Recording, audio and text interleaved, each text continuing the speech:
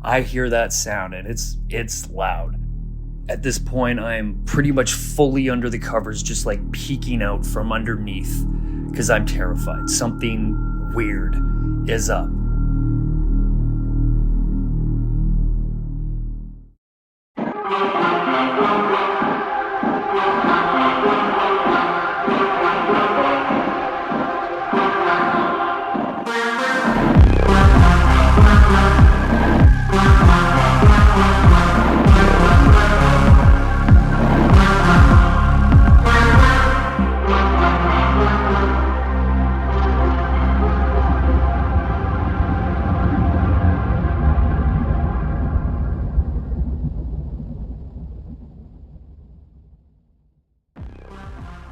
Friends and listeners, welcome back to Hey That's Weird podcast. Thanks to everyone who listened to the 2 bonus Halloween episodes last week. It was a little different, but I really hope you enjoyed it. This week, in the wake of an absolutely heartbreaking Toronto Blue Jays loss, I have quite the story for you. My storyteller this week has chosen to remain anonymous for this episode, which is a great reminder. If you have a story to share but don't feel comfortable with your identity out there, it's possible to tell your story anonymously. Just let me know. Before we get started, a huge thanks this week to Dizzy Tay, Plant X, Amber Sky, Daniel Gregory, Hannah Wester, Holly, and Frogs at My Sleeves for reaching out on Spotify and telling me how much they're enjoying the show. Every word you guys write is appreciated. And now, without further ado, anonymous guest, let's get weird.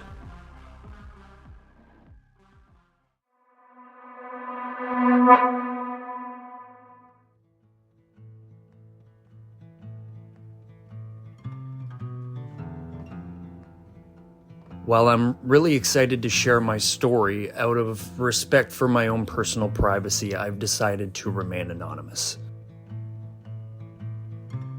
So, a little bit of background. I grew up in your average suburban middle-class neighborhood in Surrey, BC. Growing up, had a very, very tight-knit group of friends, and I was lucky enough that all of them lived basically within 5 to 10 minutes of me. So they were my life, much like, every other kid growing up. So as high school was winding down, roughly halfway through grade 11, my parents decided that it was time to build a house much closer to our family business, which was typically about a 40-minute drive from our house. The new location was within 5 minutes, and it was a much nicer house than the one that we were currently living in. So justifiable, and it was an otherwise pretty exciting time for the family. Other than I was a little bit upset that it was taking me away from, again, my very close-knit group of friends. So as grade 12 was winding down, my parents decided that after graduation and everything was all finished and summer had finished off in our current location, that they were going to move into the new location, which was recently finished, and begin their new life at the new Langley house. I then worked out a deal with my parents that I would stay behind and try to milk every last second I could with my buddies before I was kind of somewhat forced to move 40 minutes down the road. I didn't have my license at this point, so that was a big thing and a big contributor to me soon going out and getting one. But they were cool with that. The house hadn't sold, and I guess they had nothing to lose. So anyways, I stuck around. Things, first 2 weeks, I'm okay with it. Everything's going good. I'm seeing lots of my friends, but I will say that when I got home, things did get a little bit lonely. And I'd say, roughly maybe 3 weeks in or so, I call my parents and I say, you know what? I'm really enjoying living on Panago pizza every night, but I'm also very lonely, and I think I'm gonna head out your way in about a week or so. And this was on a Friday, so everything was cool. I let them know. I kind of planned for my big move, which didn't involve much because at this point I was living in a house with just a mattress on the floor, a TV in the corner, and a computer. But that was all I needed at the time, as long as I was close to my friends. Anyways, got a week to go. And that night, after telling my parents this, I go out, celebrate with the friends, whatever. The move's happening. I've made the call. We go off to some party. I don't even really particularly remember where it was or whose place it was at. I do remember the hangover in the morning, which is where the story takes me next.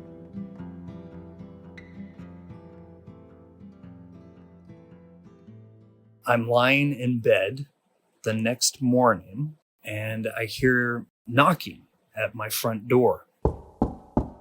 I feel terrible. As I look at the time, I realize it's far too early for me to ever need to give a damn about something like this. So I ignore it, keep my head down on the pillow, and I would say maybe roughly 2 minutes pass, and I hear the knocking again. And this time I'm thinking to myself, it's probably something semi-important if it's this early and they're, insistent maybe about it. So perhaps I should throw on some boxers and run down to the front door. I do just that, open up the door, go down my stairs, hang a right, head to the front door, open it up, and there's nobody there. And my first instinct, because this was something I did when I was a kid, was somebody's playing Nicky Nicky Nine Door. I don't know why that was a thought, because it would be a ridiculous thing to do that early in the morning. Anyways, I'm in a fog. I shut the door. I go back upstairs, hungover, feeling terrible, and now have been, a feeling of being punked. I just want to get back to bed and forget this happened. Drag my ass upstairs, crawl into bed. Yeah, roughly 2-3 minutes later, I hear the knocking on the door again.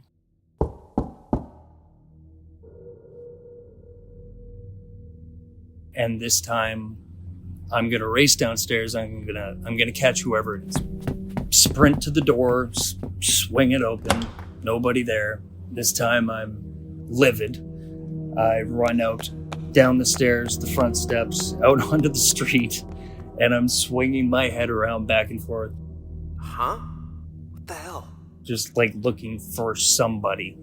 But nobody's on the street. It's too early.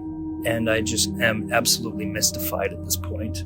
Very confused. And I kind of walk back to the house, up the steps, into my house with my tail between my legs.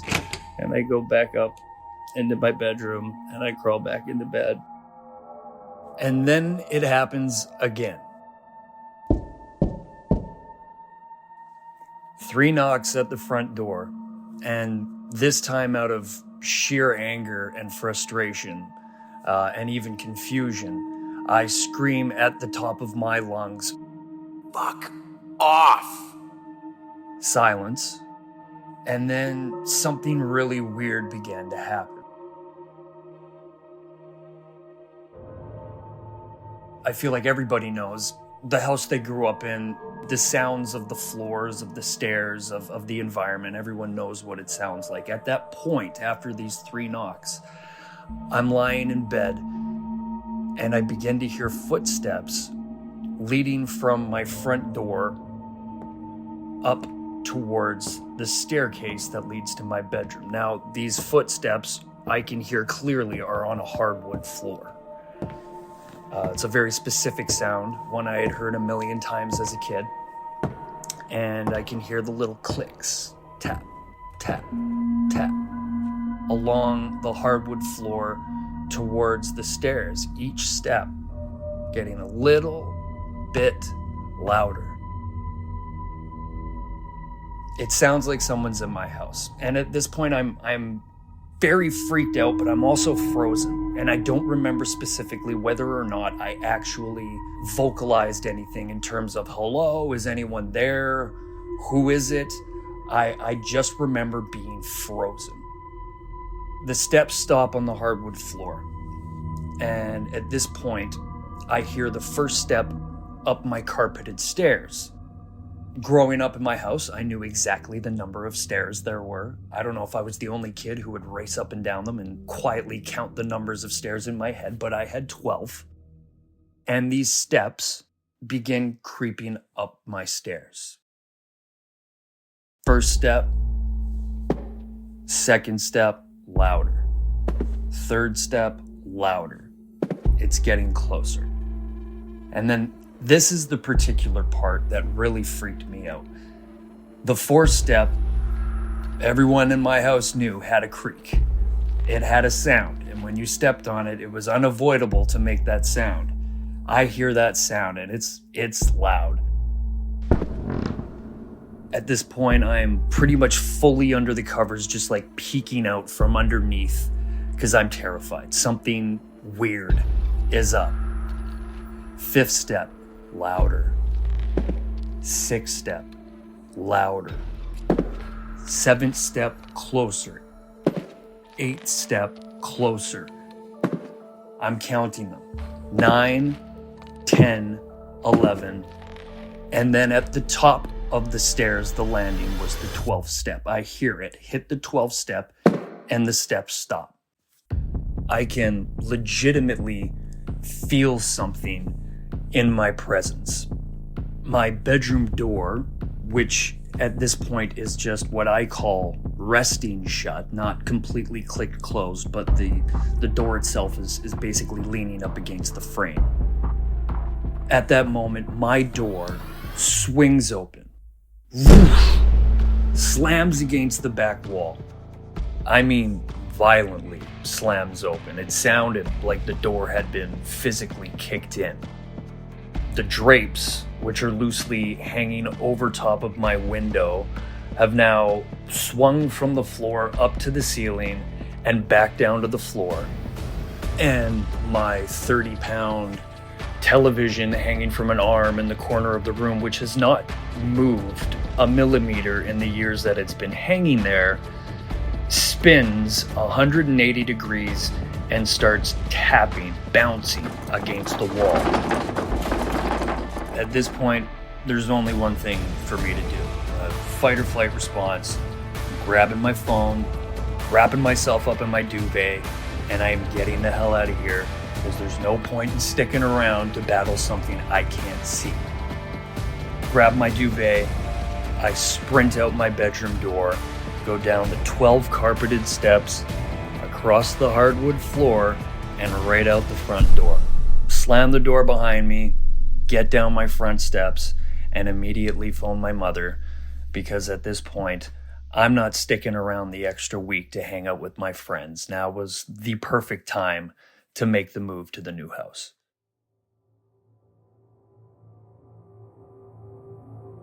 So my mom, good old mom, jumps in the car, heads on down, back to the old house. 35 or so minutes roll by, and my mom gets there.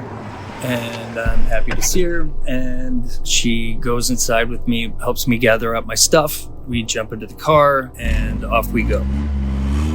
I kind of, fill her in on what minor details I could. But as we're going back there, as we're heading to the new house, all I can kind of fixate on was the fact that these knocks that I was hearing were so darn consistent for some reason. I was so struck by the fact that every single time I heard these knocks, there was 3. They were almost like a pulse. They were so perfectly timed, one after another, and they weren't too loud. They weren't like a thump on the door. They weren't, little baby knocks or something like that. They were just nice, firm knocks at the front door. 3 of them. And I was fixated on this. I, at this point, do not have a smartphone. So I'm not, I think I had an iPod Touch at this point, but no Wi-Fi or anything for me to access at this point or anything like that. No data, no cell phone, no nothing like that. So we get back home. The first thing I do is go straight into the family office, jump onto Google and search 3 knocks. I'm looking for something, any sort of connection spiritual lore, any sort of religious, anything background on three knocks. Is this something? And it really wasn't that far down. I think it was like the third or fourth entry on Google there that I clicked on, and it said the three knocks of death. And it didn't go into too much detail as to where it came from. But it did say that if you hear these three knocks, that somebody close to you within a fairly short amount of time is going to die. I'm skeptical because this, never really been my sort of thing. But I'm sure you can see where this is going.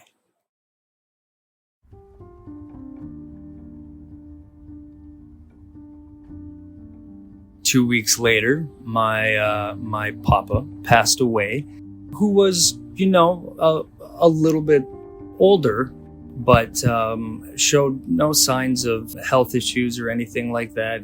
Passed away, and that was kind of the turn. And, I had shared this with my family at the time, the three knock theory that I had found on the internet.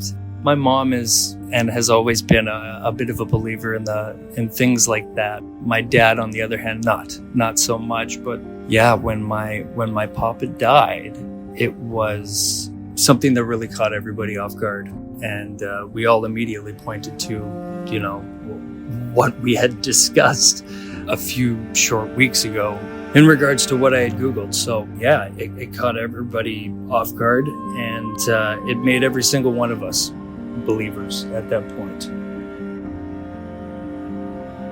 The one theory that the family really clung to after that was that my papa wasn't my dad's biological father, though he grew up raising my dad. But my sister had said some time ago that in the old house, she believed she had seen my dad's, and this is when my sister's, I would say roughly 12-ish years old.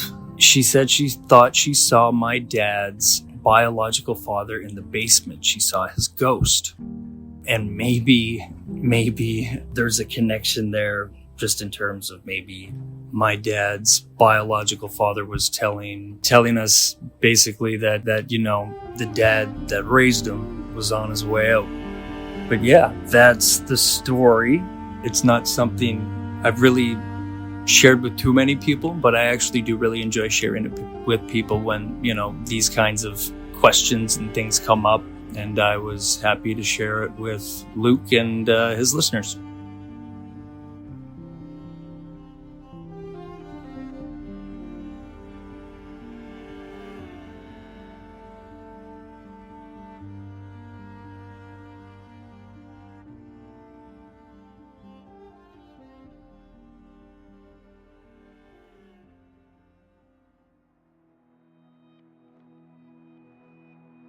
I was curious how my guest's father took the suggestion that there might be a supernatural element to his dad's death. As he was a skeptic, I was wondering how this delicate conversation with him went. How was it approached, and did he buy into the suggestion that there might have been more going on that meets the eye? Here's what my storyteller had to say. Well, without a doubt, I got my open-mindedness from my mother. My father, growing up, was always a bit of a skeptic.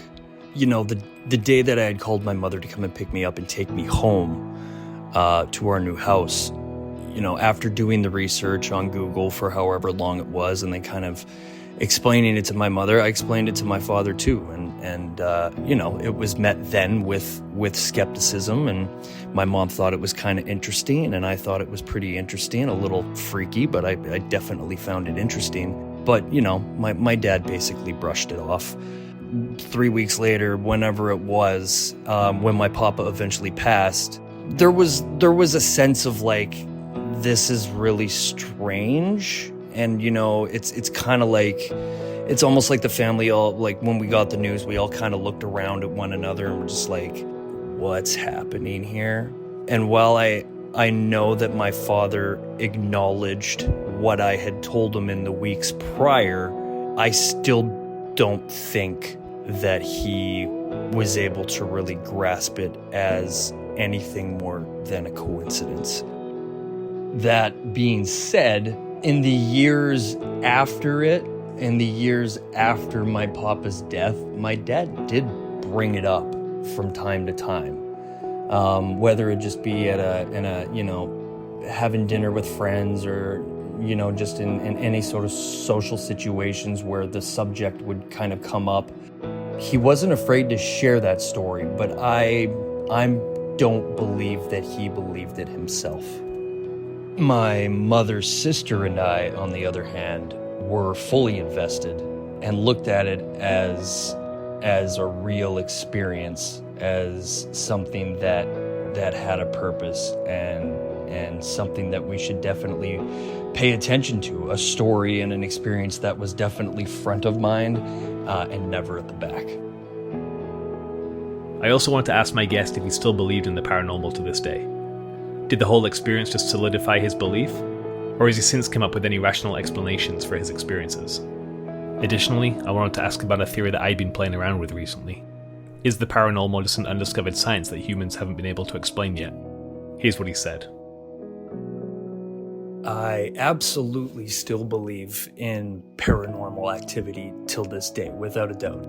I feel like for myself and anybody else, for that matter, who would have experienced what I experienced all those years ago, it's too big and too significant for you to turn your back on. So yeah, I mean, that was a life-changing experience without a doubt, and has only kind of heightened my thoughts in regard to the paranormal world. In regards to like an unknown science, it immediately kind of makes me think of like those ghost hunting TV shows, which I feel just look produced and look, just don't look real to me whatsoever.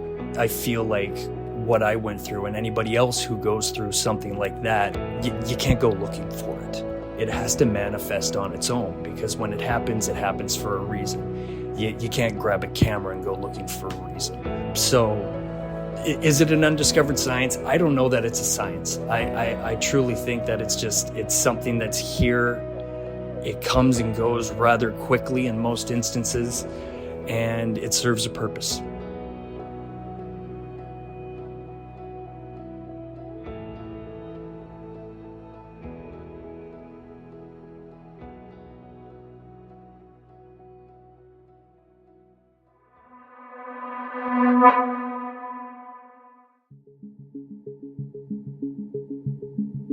As usual on Hey That's Weird, I offered my guest an opportunity to plug or promote something he's passionate about. Here's what he had to say. I do not have anything to promote, unfortunately. I'm just not that interesting. However, I'm very, very passionate about rescuing animals. My last 3 cats that I got were adopted from local adoption agencies throughout the Lower Mainland. So I would always suggest to anybody who's got a little extra room in their home to head down to the local adoption agency and find yourself a new best friend.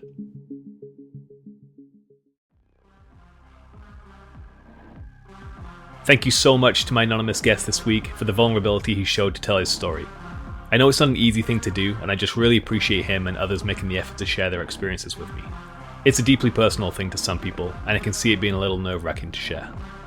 You can follow the podcast on Instagram at HeyThat'sWeirdPodcast, on Blue Sky at HeyThat'sWeird.bsky.social, or you can connect with me via email at HeyThat'sWeirdPodcast@gmail.com. If you're enjoying the show, why not show a friend? And if you're feeling extra nice, leave the show a review or rating wherever you listen. Until next time, stay weird.